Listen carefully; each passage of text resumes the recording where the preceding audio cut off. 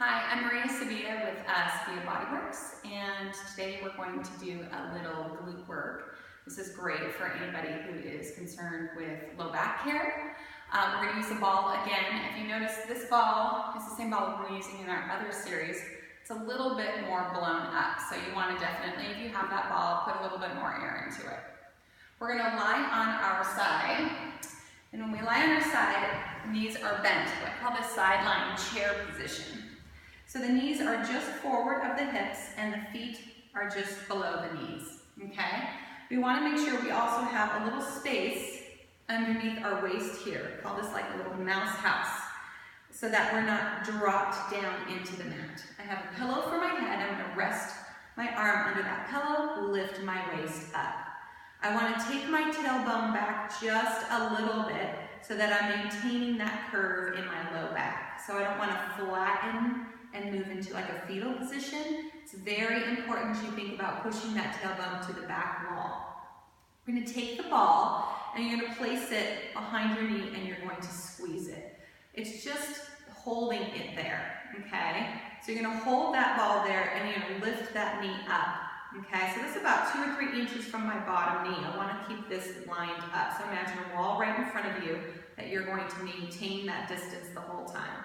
Relax the foot, that's very important. All the work is through here. We're going to lift up just a little bit more and then come back down. And lift up a little bit more and come back down.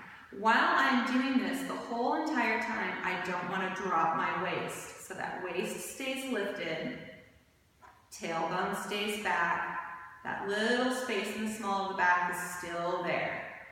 We can do about 10 of these. It doesn't take much. You'll feel that burn start to happen. And we're feeling it mostly through the back end of the hip here. Okay, this is called hydrant. So we're going to do 10 hydrants. And then we're going to switch it to clam. So we can rest in between those sets. Clam, you're going to bring the heels together. You're going to pull the toe up to the ceiling as I'm lifting the knees. So this is like a little clamshell opening. Again, notice I have the ball. I haven't dropped the ball. It's staying behind my leg, just holding it behind my knee. And again, we can do about 10 of these.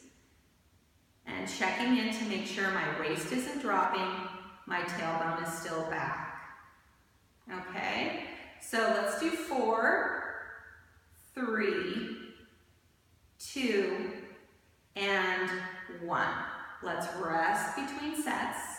I'm going to reverse that position. So this was all about the knee coming up. Now this is going to be the foot coming up. The knees are going to stay glued together, and then I'm going to bring that foot down. I just want you to do this a few times so that you can feel the internal rotation of that thigh. And on that third one, you're going to hold it here, and then you're going to maintain that shape of the thigh, and then you're just going to lift and pull back. So I have that knees coming in, and then pulling away. And then knee coming in, and pulling away. And I'm making sure that I keep that knee inward to maintain that internal rotation through the thigh. Again, little check, I started to drop there, it's getting hard. Lifting up again, making sure that I have that small arch in my low back. 4, 3, 2, and 1. Again, resting in between, dropping down. Last thing we're going to do is a circle. So I'm going to lift up to that same position I did with my hydrant. I'm going to lift up, and then I'm going to bring the knee a little bit further. And again, I want to make sure that I'm not pulling back. So you see my knees are off here or pushing forward.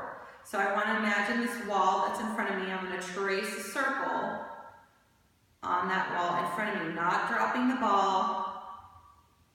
You can do about 5 or 6 one direction, and then I'm going to reverse that direction, going the opposite direction until I've completed my 6, and then I'm going to rest. Okay. Whew.